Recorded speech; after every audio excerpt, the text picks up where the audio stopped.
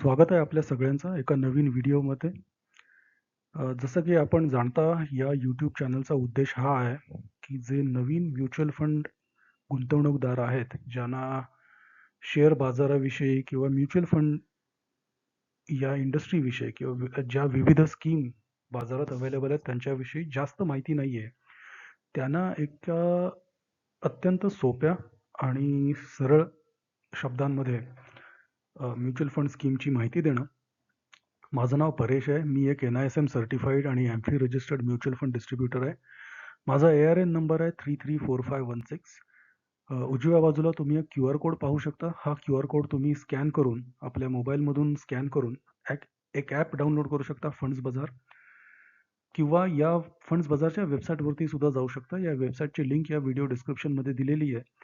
आणि एकदा तुम्ही रजिस्टर झालात या ॲपवरती किंवा वेबसाईटवरती, की त्या ॲप किंवा वेबसाईटच्याद्वारे तुम्हाला पाहिजे त्या म्युच्युअल फंडच्या स्कीम खरेदी करू शकता. म्युच्युअल फंडमध्ये इन्व्हेस्ट करू शकता किंवा इन्शुरन्स पॉलिसी खरेदी करू शकता. फिक्स्ड डिपॉझिट वेगवेगळ्या कंपन्यांचे फिक्स्ड डिपॉझिट त्यांच्यामध्ये सुद्धा तुम्ही गुंतवणूक करू शकता. तर आजच्या व्हिडिओचा विषय जो आहे तो थोडासा निराळा आहे. आज आपण कुठल्याही एका स्कीमविषयी किंवा एखाद्या म्युच्युअल फंड कॅटेगरीविषयी बोलणार नाही आहोत. तर आपण एक महान गुंतवणूकदार जे फंड मॅनेजर पीटर लिंच यांनी गुंतवणूकदारांना काय सल्ले दिलेले आहेत आणि त्यापासून आपण काय धडे घेऊ शकतो या बाबतीत आपण विचार करणार आहोत.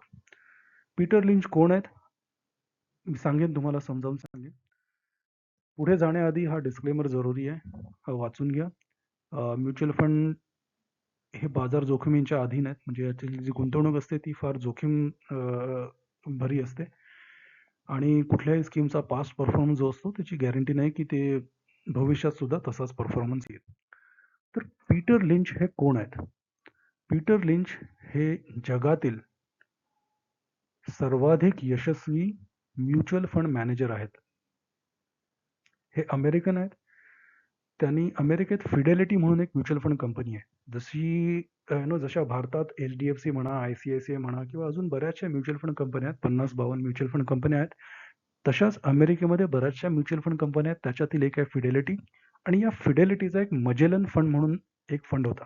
ही एक स्कीम होती. जशी भारतात प्रत्येक म्युच्युअल फंड कंपनीच्या वेगवेगळ्या स्कीम आहेत, तशाच फिडेलिटीच्या पण खूप काही स्कीम होत्या. त्याच्यातली एक स्कीम होती मजेलन फंड. तर हे जे पीटर लिंच होते ते 1977 मध्ये त्या स्कीमचे फंड मॅनेजर बनले आणि तेव्हा त्यांचं वय होतं अवघं 33 वर्ष. सर्वाधिक तरुण फंड मॅनेजर होते. म्हणजे त्यांच्या अजूनही बरेच असतील, मात्र खूप कमी असे फंड मॅनेजर आहेत जगात जे 33व्या वर्षी फंड मॅनेजर बनतात. तर ते त्यापैकी एक होते आणि 1977ला ते या मजेलन फंडचे फंड मॅनेजर बनले आणि त्यापुढील 13 वर्षात त्यांनी सरासरी 29.2% परतावा दिलेला आहे त्यांच्या स्कीममधील गुंतवणूकदारांना. हा ॲन्युअलाइज रिटर्न आहे, म्हणजे सरासरी वार्षिक परतावा एवढा आलेला आहे.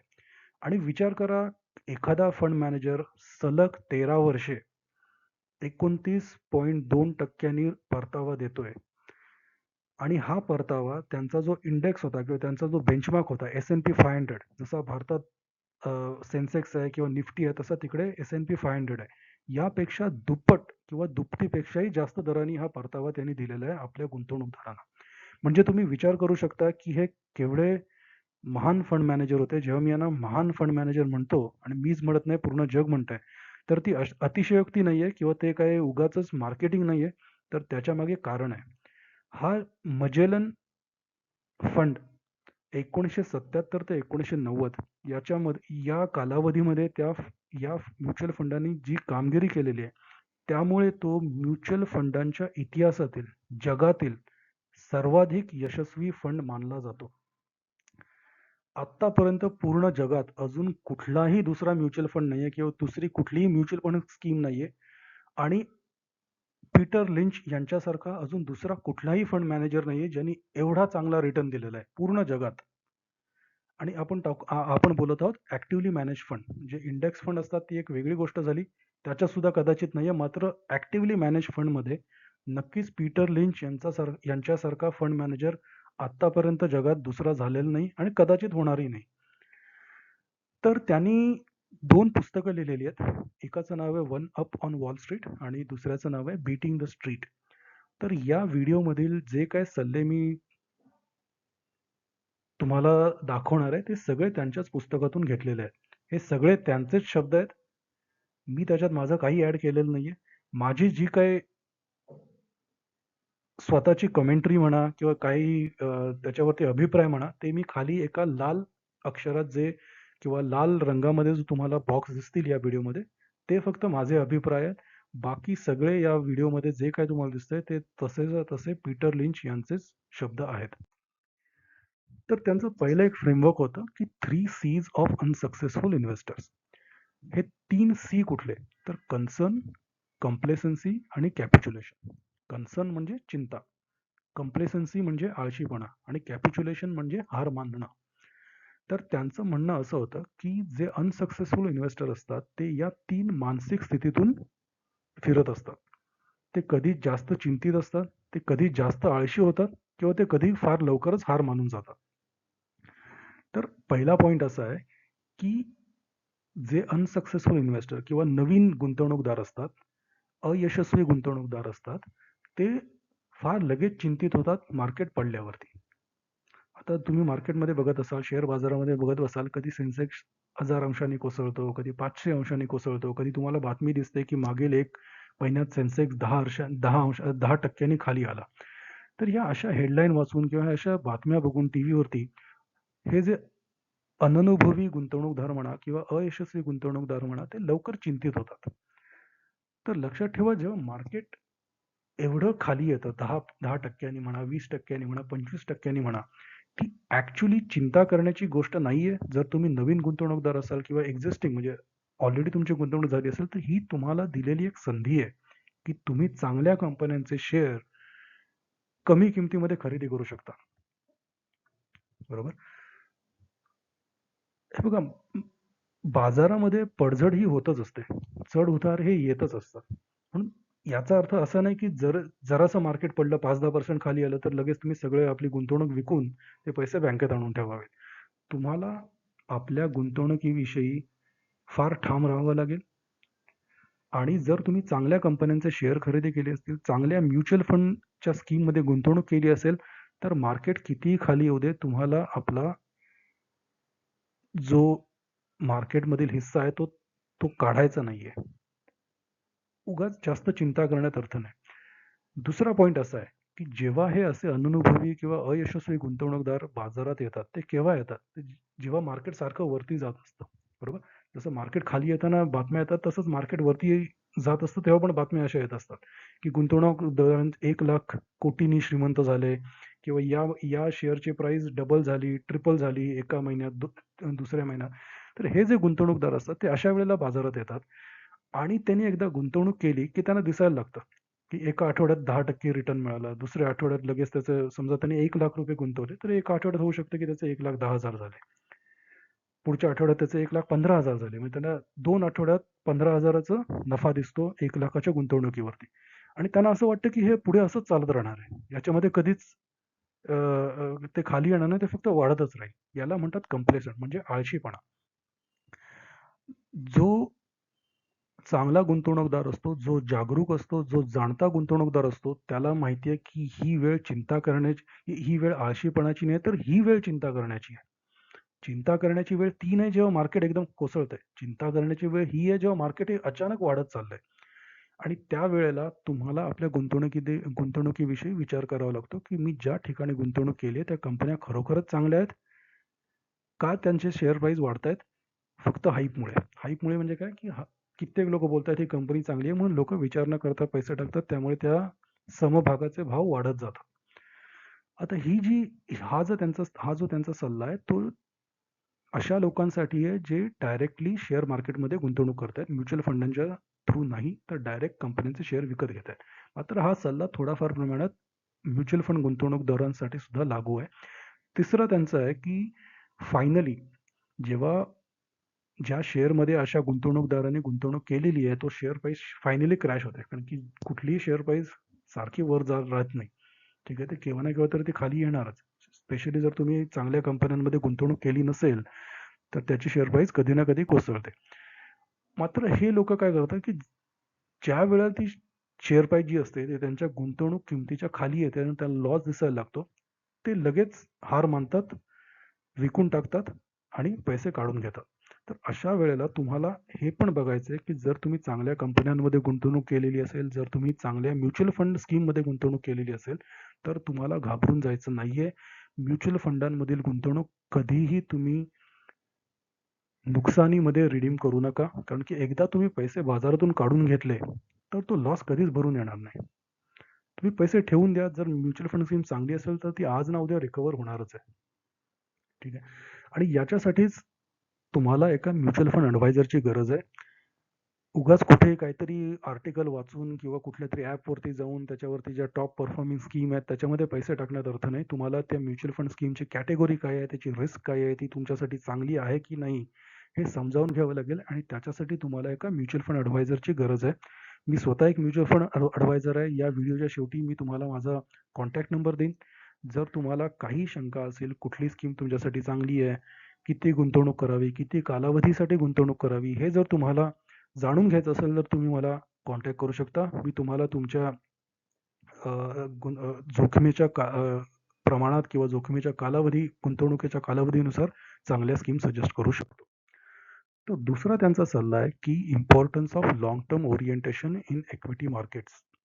म्हणजे जर तुम्ही शेअर बाजारात गुंतवणूक करत आहात, तर तुम्हाला गुंतवणूक कालावधी हा फार लांबचा ठेवावा लागतो. शेअर बाजार ही अशी गुंतवणूक संधी नाहीये, की तुम्ही आज पैसे गुंतवणूक केली आणि एका आठवड्यात लगेच काढून घेतली आणि नफा झाला. होतो काही काही शेअरमध्ये असा असा नफा येतो पण. मात्र जर तुम्हाला खरोखर ज्याला वेल्थ क्रिएशन म्हणतात. वेल्थ क्रिएशन म्हणजे काय? की संपत्ती निर्मिती. तुम्हाला खरोखरच मीनिंगफुल अर्थपूर्ण संपत्ती निर्मिती करायची असेल, तर तुम्हाला तुमचा गुंतवणूक कालावधी हा लांबचा ठेवावा लागेल आणि लांबचा म्हणजे 10 इयर्स, 10 वर्ष किंवा त्यापेक्षा जास्त. कमीत कमी तुम्हाला जर तुम्ही इक्विटी म्युच्युअल फंडमध्ये पैसे गुंतवत असाल, तर कमीत कमी तुमचा कालावधी 4 ते 5 वर्ष असलाच पाहिजे. तरच तुम्हाला चांगला परतावा मिळणार आहे. जर तुम्ही 1-2 वर्षासाठी म्युच्युअल फंडांमध्ये गुंतवणुकीचा विचार करत असाल, तर तो करू नये. कारण की शक्यता आहे की तुम्हाला चांगला परतावा मिळणार नाही.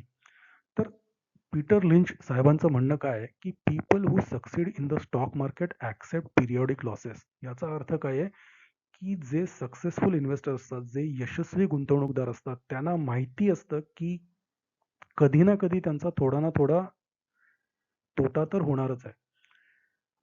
आज जे जगातील सर्वाधिक यशस्वी गुंतवणूकदार आहेत, पीटर लिंच झाले किंवा वॉरन बफे झाले, यांचे सुद्धा कित्येक इन्व्हेस्टमेंट्स जे आहेत, गुंतवणूक जे आहेत, त्यांनी शेअरमध्ये गुंतवणूक केलेली आहे, ते तोट्यात गेलेले आहेत.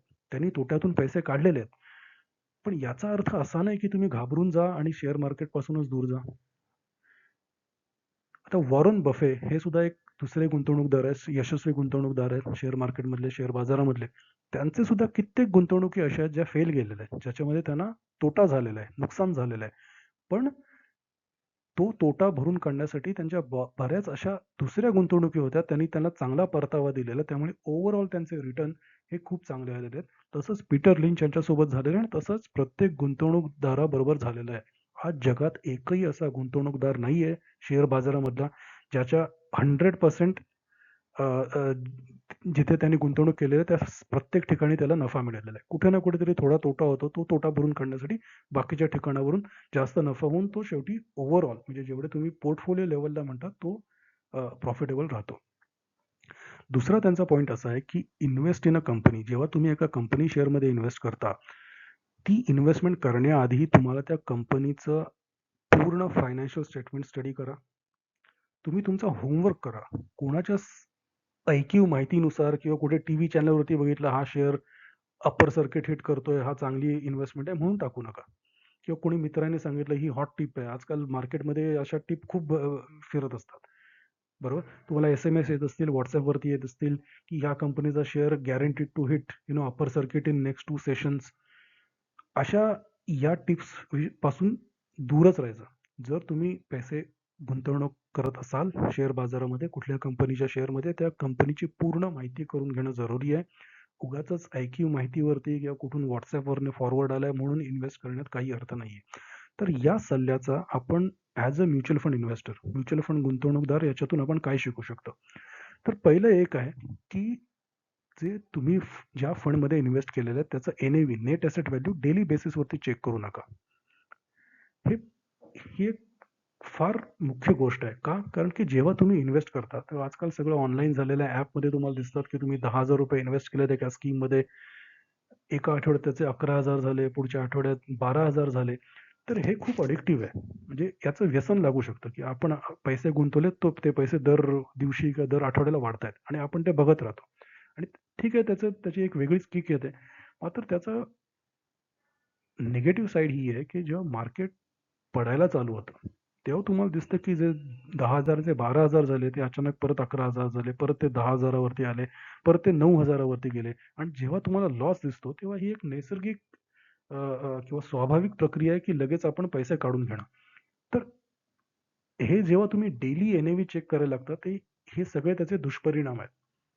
म्युच्युअल फंडांची गुंतवणूक ही एक लाँग टर्म गुंतवणूक आहे. म्हणजे तुम्हाला दीर्घ पल्ल्याची गुंतवणूक आहे. तुम्ही गुंतवणूक करण्याआधी त्या स्कीमबद्दल सर्व जाणून घ्या. आपल्या म्युच्युअल फंड ॲडवायझरशी बोलून तुम्ही स्वतः त्या म्युच्युअल फंड कंपनीचे स्कीम डॉक्युमेंट नीट वाचून, मात्र एकदा तुमची खात्री झाली, की ही स्कीम तुमच्यासाठी आहे, की तुम्ही सिप चालू करा किंवा लमसम करा. मात्र एकदा तुम्ही पैसे गुंतवले, तर ते सारखे-सारखे त्या त्या इन्व्हेस्टमेंटकडे किंवा त्या गुंतवणुकीकडे बघू नका. एक 4-5 वर्षाचा अवधी द्या. ठीक आहे, मी हे नाही म्हणत, की तुम्ही विसरूनच जा. मात्र महिन्यातून एखाद वेळा तुम्ही चेक करा किंवा फार-फार तर 1-2 आठवड्यातनं एकदा तुम्ही तुमचा पोर्टफोलिओ चेक करा. तो सुद्धा एकदम कर्सरी चेक करा, की एकदमच कुठे काही घट नाही ना झालेली आहे. ठीक आहे, एवढंच. त्यांचा पुढचा सल्ला हा आहे, की do not play the market. म्हणजे काय? स्टॉक मार्केट हा गेम नाहीये. हा काही व्हिडिओ गेम नाहीये. ठीक आहे. तर त्यामुळे त्याला व्हिडिओ गेमप्रमाणे ट्रीट करू नका. त्यांचं एक चांगलं वाक्य आहे, की "people who are no good at picking stocks are the very ones who say they are playing the market." म्हणजे जे लोकं असं म्हणतात, की त्यांना मार्केट पूर्ण समजलेलं आहे. मला माहिती आहे, की मार्केट पुढच्या 1 महिन्यात कुठे जाणार आहे. मी एवढा रिसर्च केलेला आहे, मी तेवढा रिसर्च केलेला आहे.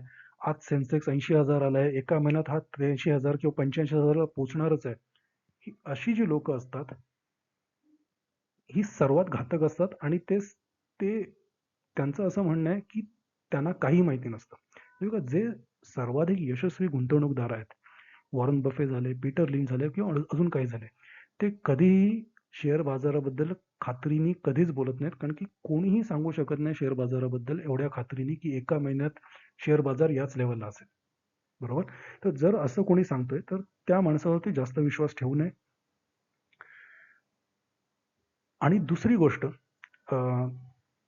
पीटर लिंच असं म्हणतात, की playing the market is an incredibly damaging pastime. म्हणजे काय, ही एक व्यसनाधीनता आहे, की तुम्ही मार्केटचं सारखं बघताय आणि प्रेडिक्ट करताय, की तुम्ही एक अंदाज बांधताय, की आज मार्केट 80,000 वरती आहे, सेन्सेक्स 80,000 वरती आहे, पुढच्या आठवड्यात तो 82,000 वरती जाईल. समजा तो पोहोचला पण, तर तुम्हाला ते अजून व्यसनाधीनता होते. अरे वाह! वाह! माझं एका आठवड्यात माझा जो अंदाज होता तो बरोबर ठरला, म्हणजे आता पुढच्या आठवड्यात पण माझा अंदाज बरोबरच ठरणार आहे. हे बघा, शेअर मार्केट जे आहे, शेअर बाजार जो आहे, तो भल्या-भल्यानं समजून आलेला नाहीये. कित्येक लोकांना वाटतं, की पुढच्या महिन्यात कदाचित मार्केट वाढेल. शेअर मार्केट, शेअर बाजाराने लोकांना चक्रावून सोडलेलं आहे. भल्या-भल्यानं चक्रावून सोडलेलं आहे. उगाचच आपण असं म्हणणं बरोबर नाही, की मला शेअर बाजाराची संपूर्ण माहिती आहे. कोणीही म्हणू शकत नाही आणि जर म्हणत असेल, तर तो ऑलमोस्ट मूर्ख आहे असं म्हणणं सुद्धा चूक नाहीये. तर ही लोकं काय करतात, की ते आपल्या बाकीच्या गोष्टींमध्ये, ठीक आहे. जसं त्याने सांगितलं, की "they may spend weeks planning a trip and hours studying their frequent flyer plans." म्हणजे समजा तुम्ही कुठे अ, अ, इथून समजा मुंबईवरून दिल्लीला चाललाय, तर तुम्ही 15-20 वेगवेगळ्या विमान कंपन्यांची भाडी बघाल, त्यांचं टायमिंग बघाल, ₹500 वाचवण्यासाठी तुम्ही इकडे-तिकडे कराल. हा वेळ तुम्ही ट्रिप प्लॅन करण्यासाठी म्हणा किंवा कुठला फोन घेताय. आता एखादा फोन घ्यायचा म्हटलं, तर विचार करा, तुम्ही किती विचार करता. तुम्ही Amazonवरती जाता, Flipkartवरती जाता, कमीत कमी 20 ते 25 डिफरंट मॉडेल बघता, कंपेअर करता, प्रत्येकाची स्पेसिफिकेशन काय, प्राईस काय.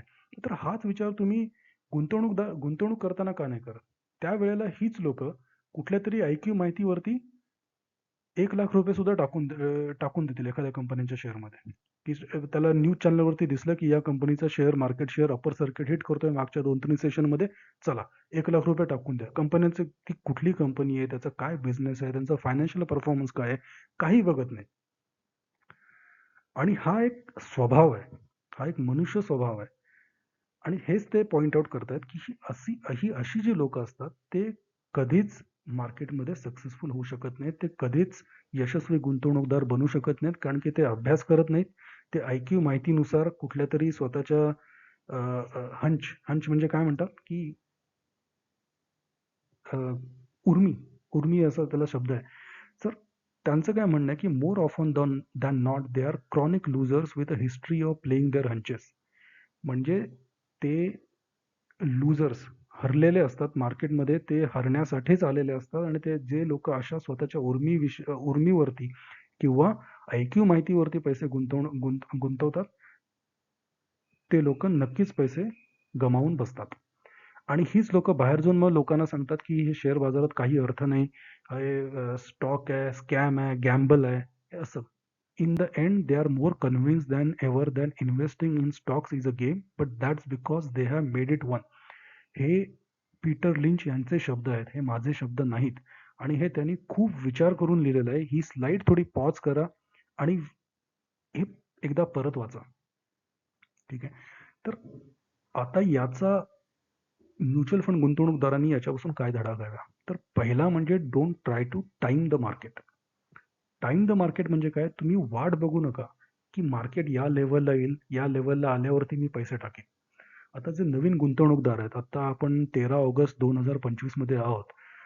जे नवीन गुंतवणूकदार हे वाचत हा हा व्हिडिओ पाहत आहेत, त्यांनी समजा आजूबाजूला विचारलं, की मला म्युच्युअल फंडमध्ये गुंतवणूक करायची आहे, मी कधी करू किंवा करू का?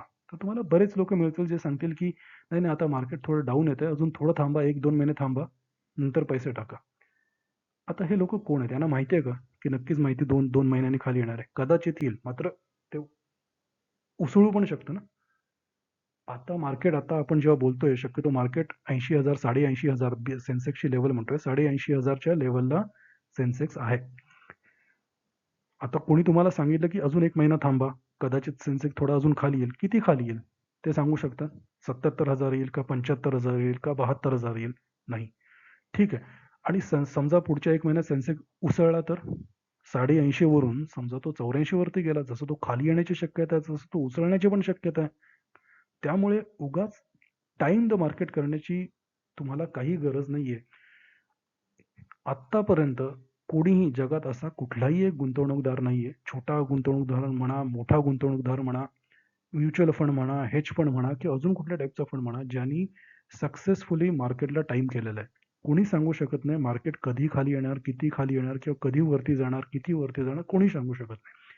त्यामुळे बेसिकली जर तुमच्याकडे गुंतवणूक करण्यायोग्य पैसे असतील, तर उगाच जास्त वाट न पाहता म्युच्युअल फंडमध्ये गुंतवणूक करणं योग्य आहे. मी असं नाही म्हणत आहे, की सगळे पैसे तुम्ही एकाच वेळेला टाका. तुम्ही सिप चालू करा. ठीक आहे. मंथली सिप चालू करा. म्हणजे जरी 1-2 महिन्यांनी मार्केट जरी खाली आलं, जे तुमच्या डोक्यात कोणी भरून दिलेलं आहे, तरी त्यावेळेला पण तुमचा सिप चालूच राहणार आहे. म्हणजे त्यावेळेला सुद्धा तुमचे अ, कमी किमतीत तुमचे म्युच्युअल फंडची युनिट खरेदी करण्यात येईल.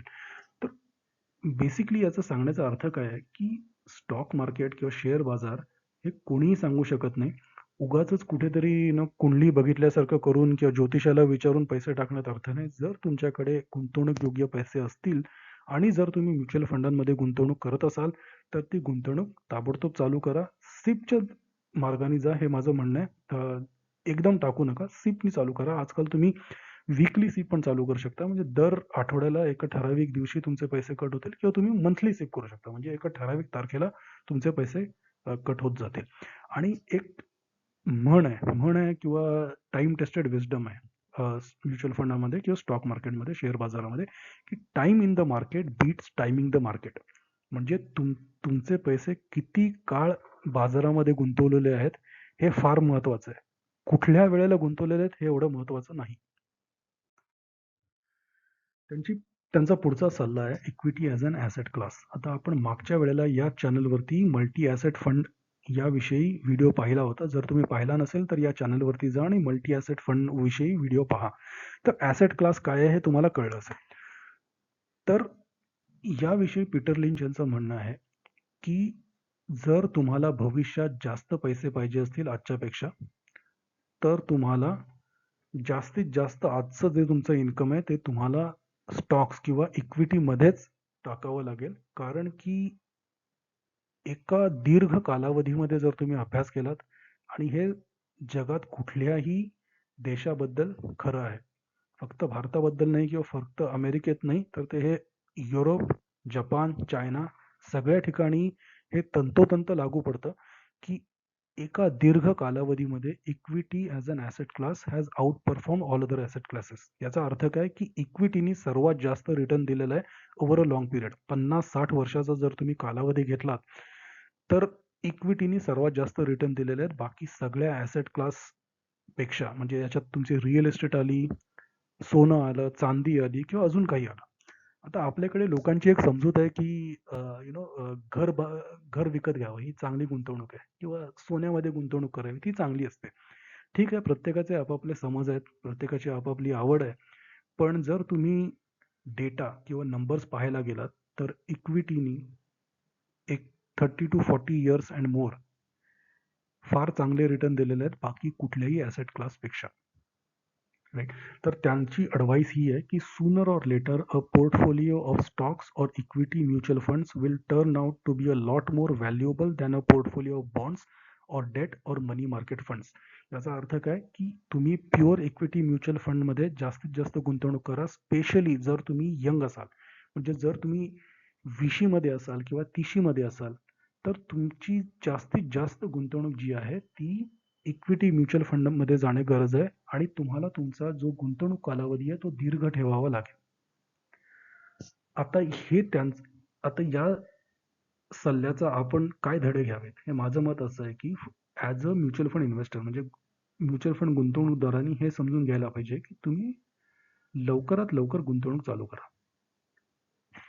आता समजा तुमचा पहिला जॉब लागला असेल, तुम्ही 22-23 वर्षाचे असाल आणि जरी त्या जॉबची सॅलरी कमी असली, ठीक आहे, 20-25 हजाराची सॅलरी आहे समजून चाला. ठीक आहे, काही नाही. तुम्ही एक ₹500 आजकाल तुम्ही ₹250चा पण सिप चालू करू शकता. म्हणजे महिना तुम्हाला फक्त ₹250 टाकायचे आहेत. आजकाल ती पण सुविधा आलेली आहे, की ॲज लिटल ॲज ₹250 मध्ये तुम्ही सिप चालू करू शकता. तुम्ही एक ₹500चा सिप चालू करा. प्युअर इक्विटी म्युच्युअल फंडमध्ये, चांगल्या म्युच्युअल फंडमध्ये. काही फरक नाही पडत. आणि जसे-जसे तुम्हाला पैसे मिळत राहतील, पैसे वाचवत जा थोडे-थोडे. हे स्पेशली हे यंग जे तरुण लोकं आहेत आणि तरुण म्हणजे मी इव्हन 30च्या लोकांना सुद्धा तरुणच म्हणेन. अ, बाकीचे वायफळ खर्च थोडे कमी करा. आता समजा तुम्ही दिवसाला 4 कप चहा पीत असाल, 1 कप चहा कमी करा. चहाचे किती ₹10 जातात दिवसाचे. 30 दिवसाचे झाले ₹300. ₹300 वाचले तुमचे चहाचे. तेच तुम्ही इक्विटी म्युच्युअल फंडमध्ये टाका. सिगारेट पीत असाल, सिगारेट थोडी कमी करा. म्हणजे तुमचे पैसे पण वाचतील आणि त्याचा हेल्थ बेनिफिट पण आहे ना, की चहा कमी पिताय, सिगारेट कमी पिताय. पण ते जाऊ दे. ते प्रत्येकाची आवड आहे, ज्याला काय करायचंय. सांगण्याचा अर्थ एवढा आहे, की तुम्ही लवकरात लवकर म्युच्युअल फंडमध्ये गुंतवणूक चालू करा. जेवढा यंग असाल तेवढं चांगलं आहे आणि फार लांबचा तुम्हाला गुंतवणूक कालावधी ठेवणं जरुरी आहे 20+ इयर्स आणि प्रिडॉमिनेंटली choose equity mutual funds. At least जोपर्यंत तुम्ही 40शी वयाची 40शी पार करत नाही, तोपर्यंत तुमची सगळी गुंतवणूक जी आहे ती शक्यतो प्युअर इक्विटी म्युच्युअल फंडमध्ये जाणं जरुरी आहे. त्याच्यात बऱ्याचशा कॅटेगरी आहेत. आपण याआधी पण बघितल्या आहेत. फ्लेक्सी कॅप ही एक प्युअर म्युच्युअल फंड कॅटेगरी आहे, प्युअर इक्विटी फंड कॅटेगरी आहे. बरोबर? स्मॉल कॅप फंड झाला, मिड कॅप फंड झाला, लार्ज कॅप फंड झाला, there is multi cap fund. ह्या सगळ्या कॅटेगरी आपण या व्हिडिओमध्ये बघणार आहोत. मात्र जर तुम्ही यंग असाल, 40शी पेक्षा तुमचं वय कमी असेल, तर तुमची जी म्युच्युअल फंडांची गुंतवणूक आहे, ती शक्यतो प्युअर इक्विटी म्युच्युअल फंडांमध्येच ठेवावी. एकदा तुम्ही 40 वर्षाच्या वर गेलात तर ठीक आहे, मग तुम्ही थोडं डायव्हर्सिफाय करू करू शकता. थोडंफार हायब्रिड फंडांमध्ये टाका किंवा डेट फंडांमध्ये टाका. मात्र दुसरं पॉइंट आहे, की you need to invest more today to get more money tomorrow. जर तुम्हाला वयाच्या 60व्या वर्षी समजा पकडून चला 10 करोडची अमाउंट पाहिजे आहे, तर ती 500-500च्या सिपनी नाही बनणार आहे. ठीक आहे. त्याच्यासाठी तुम्हाला आत्ता जास्त पैसे टाकावे लागतील. जर तुम्हाला वयाच्या 60व्या वर्षी जास्त पैसे पाहिजे असतील, तर आत्ता तुम्हाला जास्त पैसे टाकावे लागतील. ते किती टाकावे लागतील यासाठी तुम्हाला म्युच्युअल फंड ॲडवायझरची गरज आहे. तर तुम्ही एखाद्या ॲडवायझरला गाठा. तुम्हाला बरोबर एक प्लॅन बनवून देईल, की तुम्हाला वयाच्या कितव्या वर्षी किती पैसे पाहिजेत, त्या दृष्टीने आता तुम्हाला किती इन्व्हेस्ट करावं लागेल आणि त्या दृष्टीने कुठल्या स्कीममध्ये इन्व्हेस्ट करावं लागेल, ज्यामुळे तुमचं ते उद्देश तुम्ही साध्य करू शकता. तर हा जो पुढचा सल्ला आहे, तो फारच महत्त्वाचा आहे. विचार करा, जगातील सर्वाधिक यशस्वी म्युच्युअल फंड मॅनेजर तुम्हाला सांगतो आहे, की चांगला म्युच्युअल फंड किंवा चांगली म्युच्युअल फंड स्कीम कशी निवडावी, बरोबर? तर ही स्लाईड जी आहे ती नीट वाचून घ्या. हे सगळे त्यांचेच शब्द आहेत. ज्याच्यात मी काही फेरफार केलेली नाहीये. मी ही इंग्लिशमध्ये आहे, पण तरी जेवढं तुम्हाला समजता येईल तेवढं तुम्ही वाचून घ्या. पॉज करा व्हिडिओ इथे. हा सल्ला नीट वाचून घ्या आणि मी तुम्हाला मराठीत सांगतो याचा अर्थ काय आहे. तर त्यांचा पहिला पॉइंट हा आहे, पीटर लिंच साहेबांचा पहिला पॉइंट हा आहे, की reviewing the past performance of funds is a waste of time. याचा अर्थ काय, की उगाच मागे याचा अर्थ आता तो प्रत्येक म्युच्युअल फंड डिस्क्लेमरमध्ये तुम्हाला हे दिसत असतं, की स्कीमच्या मागील परफॉर्मन्सवरती जाऊ नका. मागील 5-10 3, 4, 5 वर्षात कितीही चांगला परफॉर्मन्स आला असेल, जरुरी नाही की हाच परफॉर्मन्स पुढे चालू राहील. तर यांचं पण हेच म्हणणं आहे, की जनरली लोकं काय करतात, आता तुम्ही ॲपवरती जाता किंवा कुठल्या वेबसाईटवरती जाता, तिकडे तुम्हाला रँकिंग दिसते, की फ्लेक्सी कॅप कॅटेगोरीमध्ये हा फंड टॉप आहे, याने 30% रिटर्न दिला, एवढा दिला, तेवढा दिला. स्मॉल कॅप फंड कॅटेगोरीमध्ये हा फंड टॉप आहे, त्यांनी तेवढा दिला. ई-एल-एस-एसमध्ये हा टॉप आहे, त्यांनी तेवढा दिला आणि लोकं लगेच त्या फंडमध्ये इन्व्हेस्ट करतात. तर हे बघा, 1 वर्ष, 2 वर्ष हा खूप छोटा कालावधी आहे म्युच्युअल फंडसाठी, राइट? तर त्यांचं म्हणणं काय आहे, की याचा अर्थ असा नाही, की तुम्ही एक खराब फंड घ्या, ज्याचा परफॉर्मन्स खूपच वाईट आलेला आहे. ठीक आहे. मात्र मागील परफॉर्मन्सला किंवा भूतकाळातील परफॉर्मन्सला फार जास्त महत्त्व देऊ नका. It is better to stick with a steady and consistent performance than to move in and out of funds trying to catch the waves. फार फार महत्त्वाचा सल्ला आहे. तुम्ही जेव्हा म्युच्युअल फंड स्कीम सिलेक्ट करता, त्यावेळेला तुम्ही तुमचा पास्ट परफॉर्मन्स बघा, किती स्टेडी आहे. तुम्हाला असा फंड किंवा अशी स्कीम निवडायची ज्याचा return more or less consistent आहे. ठीक आहे. अशी स्कीम नका बघू ज्यांनी एका वर्षी 25% दिले, की दुसऱ्या वर्षी तो -10 मध्ये गेला. तिसऱ्या वर्षी त्यांनी परत +20% रिटर्न दिला. चौथ्या वर्षी परत -5 मध्ये गेला. अशी स्कीम शक्यतो चूज करू नका. असे फंड चूज करा ज्यांचं रिटर्न स्टेबल आहे. आता हे कसं सिलेक्ट करायचं, हे कसं निवडायचं, याला काय तुमच्याकडे कुठल्या वेबसाईट्स आहेत किंवा कुठली ॲप आहेत, त्याच्यापैकी एक ॲप मी तुम्हाला या व्हिडिओच्या शेवटी सांगेन. मात्र याचा दुसरा अर्थ असा आहे, की उगाचच तुम्ही रँकिंगमध्ये बघू नका. तुम्हाला कुठल्याही म्युच्युअल फंडमध्ये गुंतवणूक करण्याआधी एका चांगल्या म्युच्युअल फंड ॲडवायझरला भेटायचंय. त्यांच्याकडून समजून घ्यायचे की तुमच्यासाठी कुठल्या चांगल्या स्कीम आहेत. त्याच्यानंतर तुम्ही स्वतः अभ्यास करायचा त्या स्कीमचा आणि एकदा तुमची खात्री पटली, की ही स्कीम चांगली आहे, यांनी स्टेबल आणि कन्सिस्टंट परफॉर्मन्स दिलेला आहे मागील 5-10 वर्षात, तर तुम्ही गुंतवणूक चालू करा आणि मग उगाचच ठीक आहे. 1 वर्षाने तुम्हाला कळलं, की समजा या कॅटेगरीमध्ये दुसरा कुठला फंड आहे, त्यांनी 2-3% चांगले रिटर्न दिले आहेत. मग लगेच हे रिडीम करून त्या फंडमध्ये जाणं असं करू नये. याच्यामुळे तुम्ही व्हॅल्यू डिस्ट्रक्शन होते, त्याच्यामुळे बाकी काही होत नाही. समजा, ठीक आहे, 1-2 वर्षांनी तुम्हाला कळलं, आता तुम्ही एक म्युच्युअल फंड एक्स ही स्कीम चूज केली आहे, निवडली आहे आणि 2 वर्षांनी तुम्हाला कळलं, की याच कॅटेगरीमध्ये दुसरी स्कीम आहे वाय. त्याला आपण कॉलू वाय स्कीम, ज्यांनी 2% जास्त रिटर्न दिलेत. आणि समजा तुम्ही या स्कीममधले पैसे काढून घेतले आणि त्या स्कीममध्ये गुंतवले, वाय स्कीममध्ये. आता होऊ शकतं की 2 वर्षांनी परत वाय स्कीम जी असते, कुठलीतरी दुसरी, तिसरी झेड स्कीम येईल, जिनी वायपेक्षा जास्त रिटर्न दिलाय. मग त्यावेळेला तुम्ही काय करणार? वाय स्कीममधले पैसे काढून घेणार आणि झेड स्कीममध्ये टाकणार. ही अत्यंत चुकीची सवय आहे आणि याच्यामुळे तुमचे रिटर्न ॲक्चुअली कमी होतात. कारण की तिकडे there is something called as compounding. Compounding म्हणजे काय? चक्रवाढ व्याज. हा विषय आपण पुढच्या कुठल्यातरी व्हिडिओमध्ये कव्हर करू. मात्र लक्षात ठेवा, जर तुम्ही एखाद्या चांगल्या स्कीममध्ये गुंतवणूक केलेली आहे, 4-5 वर्ष तुमची गुंतवणूक चाललेली आहे, तर ऑलरेडी तुमचा एक बेस बनलेला आहे त्या स्कीममध्ये. कंपाउंडिंग म्हणजे चक्रवाढ व्याजाने तुम्हाला परतावा येण्यास सुरुवात झालेली आहे. उगाचच तो मोडून दुसऱ्या कुठल्या स्कीममध्ये टाकू नका. फक्त 1-2 किंवा 3% रिटर्नच्या अ, अ, अ, फायद्यासाठी. हा सल्ला पुढील स्लाइडमध्ये आपण बघतोय. तर त्यांचं असं म्हणणं आहे, की म्युच्युअल फंड बेअर मार्केटमध्ये कुठलीही स्कीम तुम्ही निवडताना त्यांनी त्या स्कीमनी बेअर मार्केटमध्ये कसा परफॉर्मन्स दिलेला आहे ते बघणं जरुरी आहे. बेअर मार्केट म्हणजे काय? जेव्हा मार्केट पडझड चालू झालेली आहे त्यावेळेला. तर कुठलीही स्कीम जेव्हा तुम्ही बेअर मार्केटचा परफॉर्मन्स बघता, त्याच्यात 3च शक्यता आहेत. एक तर आहे की some lose more than others but gain more on the rebound. म्हणजे काही स्कीम मार्केटपेक्षा जास्त पडतात, मात्र जेव्हा मार्केट वाढतं तेव्हा त्या मार्केटपेक्षा जास्त परतावा देतात. किंवा ती scheme lose less but gain less, म्हणजे मार्केट 10% पडलं तर त्या स्कीमचे रिटर्न मे बी 5%च पडतील. आता जेव्हा मार्केट 10% वाढतं तेव्हा कदाचित त्यांचे रिटर्न फक्त 5% वाढतील. आणि तिसरी शक्यता आहे की ती स्कीम मार्केट पडतं तेव्हा जास्त लॉसमध्ये जाते, मात्र मार्केट जेव्हा वाढतं त्यावेळेला कमी गेनमध्ये जाते. म्हणजे काय? मार्केट समजा 10%ने पडलं तर ती स्कीम 20%ने पडते, मात्र मार्केट जेव्हा 10%ने वाढतंय तेव्हा ती स्कीम फक्त 5%नीच वाढते. तर ही जी तिसरी टाईपची स्कीम आहे त्या फक्त तुम्ही अवॉइड करा, हे त्यांचं म्हणणं आहे. ते तुम्हाला हे नाही सांगत आहेत की कुठल्या स्कीम चूज कराव्या, कुठल्या स्कीम तुम्ही निवडाव्या. ते तुम्हाला सांगतात की कुठल्या स्कीम तुम्ही अजिबात निवडू नये. तर त्या या अशा स्कीम आहे ज्या मार्केट पडतात तेव्हा खूप जास्त पडतात, मात्र मार्केट जेव्हा वरती जातं तेव्हा त्या खूप कमी वर जातात. आता याचा म्युच्युअल फंड निवेशकांनी किंवा म्युच्युअल फंड गुंतवणूकदारांनी याच्यापासून काय धडे घ्यावे? तर पहिलं हे आहे की do your homework about a scheme before investing in it. याच्यासाठी तुम्हाला चांगल्या म्युच्युअल फंड ॲडवायझरची गरज आहे. त्याच्याकडे जाऊन तुम्ही समजून घ्यावं की तुमच्यासाठी कुठल्या स्कीम चांगल्या आहेत आणि त्यानंतर तुम्ही स्वतः त्या स्कीमचा होमवर्क करावा. ठीक आहे. फक्त पास्ट रिटर्नवरती जाऊ नका. कुठल्या कॅटेगोरीमध्ये ती स्कीम आहे? आपण काही कॅटेगोरी याच्या आधी बघितलेल्या आहेत. फ्लेक्सी कॅप म्हणा, स्मॉल कॅप म्हणा, ठीक आहे? किंवा मल्टी ॲसेट कॅटेगरी आहे. तर प्रत्येक कॅटेगरीची स्वतःची एक खासियत असते. प्रत्येक कॅटेगरीची स्वतःची एक स्ट्रेंथ असते आणि वीकनेस असते. तर ते समजावून घ्या. त्या पर्टिक्युलर स्कीमचं इन्व्हेस्टमेंट फ्रेमवर्क काय आहे? त्या पर्टिक्युलर स्कीमचे रिस्क रेशोज काय आहेत? व्हॉलॅटिलिटी ऑफ रिटर्न काय आहे? हे सगळं समजून घ्या आणि त्याच्यानंतरच तुम्ही इन्व्हेस्ट करा. मात्र एकदा तुमची खात्री पटली की एखादी स्कीम चांगली आहे, तर त्या इन्व्हेस्टमेंटला परत तुम्ही हात लावू नका.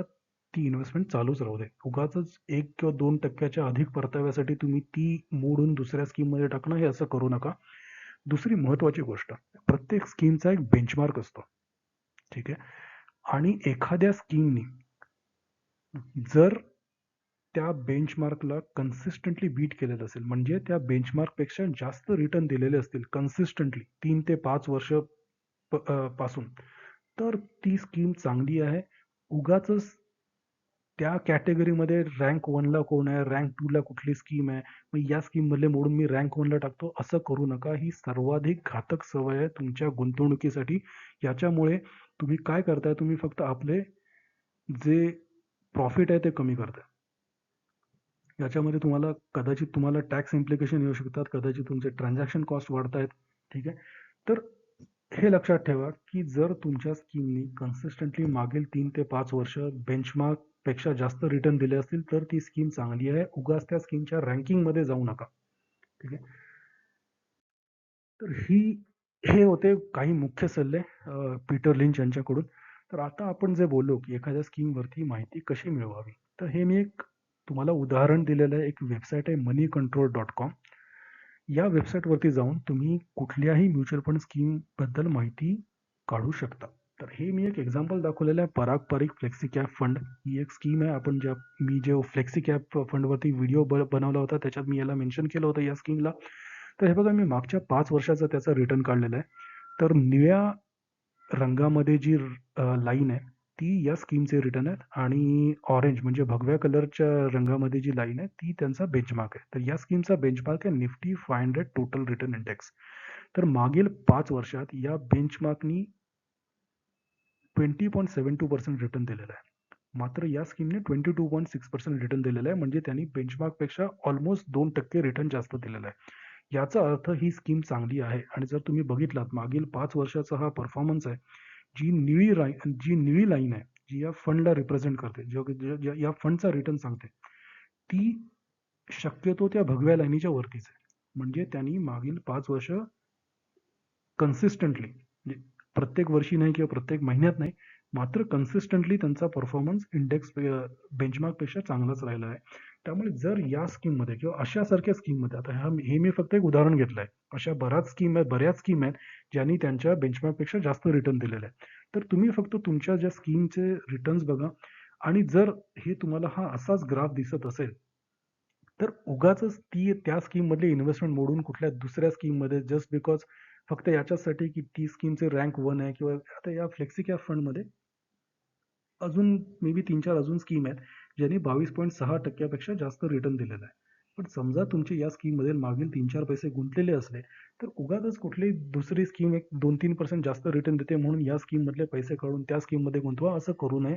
याच्यामुळे तुम्ही जे चक्रवाढ व्याज किंवा सायकल लागलेलं आहे, कंपाउंडिंग सायकल म्हणतात त्याला, ते तुम्ही ब्रेक करताय. बरोबर? तर सांगण्याचा उद्देश हाच होता. तर हे सगळे जे सल्ले होते, हे सगळे जे ॲडव्हाइस होती, ही यांच्या या 2 पुस्तकांमधून मी घेतलेली आहे. जे मी आधी मेन्शन केलं होतं आणि त्याची समरी या एका आर्टिकलमध्ये दिलेली आहे. तर हे त्या ज्या पूर्ण व्हिडिओमध्ये जे कंटेंट होतं, त्याचे सोर्सेस आहेत. जर तुम्ही नवीन म्युच्युअल फंड इन्व्हेस्टर असाल, तर तुमच्यासाठी एक चांगली खबर आहे. आनंदाची बातमी आहे, की म्युच्युअल फंड इन्व्हेस्टमेंट आता एक पूर्णपणे ऑनलाईन प्रक्रिया झालेली आहे. इकडे कुठेही तुम्हाला कुठले फॉर्म भरायचे नाहीत, कुठे झेरॉक्स कॉपी द्यायची नाही, कुठे काही पासपोर्ट साईज फोटो सबमिट करायचा नाही. तुम्हाला फक्त 3 गोष्टी लागतात. एक तुमचा Aadhaar card number, PAN card number आणि कॅन्सल चेकचा फोटो. म्हणजे ज्या बँकेच्या अकाउंटमधून तुमची म्युच्युअल फंडमध्ये गुंतवणूक होणार आहे, त्या बँकेच्या चेकबुकचा एक चेक कॅन्सल त्याच्यावरती क्रॉस करा, कॅन्सल लिहा आणि त्याचा फोटो काढा. एवढ्याच तुम्हाला गोष्टी लागतात. मग तुम्हाला काय करायचंय, हा जो क्यूआर कोड आहे तो स्कॅन करायचा आहे, ॲप डाउनलोड करायचं आहे किंवा या व्हिडिओच्या डिस्क्रिप्शनमध्ये जी लिंक दिलेली आहे, त्या लिंकवरती क्लिक करून फंड्स बाजार वेबसाईटवरती जायचं आहे. तिकडे तुम्हाला तुमचं नाव, मोबाईल नंबर आणि ईमेल आयडी एंटर करायचा आहे, सबमिट करायचं आहे. तुम्हाला 2 ओ-टी-पी येतील. एक तुमच्या मोबाईल नंबरवरती, एक तुमच्या ईमेलवरती. ते दोन्ही ओ-टी-पी तुम्ही टाकलेत, की तुमचा मोबाईल नंबर आणि ईमेल व्हेरिफाय झाला आणि त्याच्यानंतर तुम्ही तुम्हाला एक छोटीशी के-वाय-सी प्रोसेस आहे. के-वाय-सी प्रक्रिया आहे. त्याच्यामध्ये तुम्हाला आधार नंबर, पॅन नंबर आणि कॅन्सल चेकचा फोटो अपलोड करायचा आहे. त्याच्यानंतर तुम्ही म्युच्युअल फंडमध्ये गुंतवणूक करू शकता. या पूर्ण प्रक्रियेमध्ये जर तुम्हाला कुठेही काही अडचण आली, तर तुम्ही मला कॉन्टॅक्ट करू शकता. हा माझा WhatsApp नंबर आहे 9757309269. मी एक NISM सर्टिफाईड आणि AMFI registered mutual fund distributor आणि ॲडवायझर आहे. मी तुम्हाला पूर्ण के-वाय-सी प्रक्रियेत मदत करू शकतो. तुमच्यासाठी कुठल्या चांगल्या स्कीम आहेत, तुमच्या गुंतवणुकीच्या कालावधीच्या दृष्टीने किंवा गुंतवणुकीच्या उद्देशाच्या दृष्टीने त्या मी तुम्हाला सजेस्ट करू शकतो आणि त्याप्रमाणे तुमची गुंतवणूक चालू होईल. तर हा व्हिडिओ होता पीटर लिंच या महान गुंतवणूकदारांचा सल्ले. त्यांनी जे सल्ले दिलेले आहेत सामान्य लोकांसाठी, तुमच्या आणि माझ्यासाठी. तर या चॅनलवरती पुढे देखील असेच काही व्हिडिओ येत राहतील. जेव्हा आपण एका स्पेसिफिक कॅटेगरी किंवा स्पेसिफिक स्कीमवरती तो व्हिडिओ नसेल, तर अ, जे जगातील सर्वात अ, अ, अनुभवी आणि यशस्वी असे जे गुंतवणूकदार आहेत, त्यांनी काय सल्ले दिलेले आहेत, त्याबद्दल आपण यापुढे सुद्धा मध्ये-मध्ये असे व्हिडिओ बनवत राहू. तर धन्यवाद आहे तुमचा हा चॅनल पाहण्यासाठी आणि हा व्हिडिओ पाहण्यासाठी. आशा करतो की तुमचा जो गुंतवणुकीचा प्रवास आहे, तो अत्यंत सोपा आणि फलदायी हो. धन्यवाद.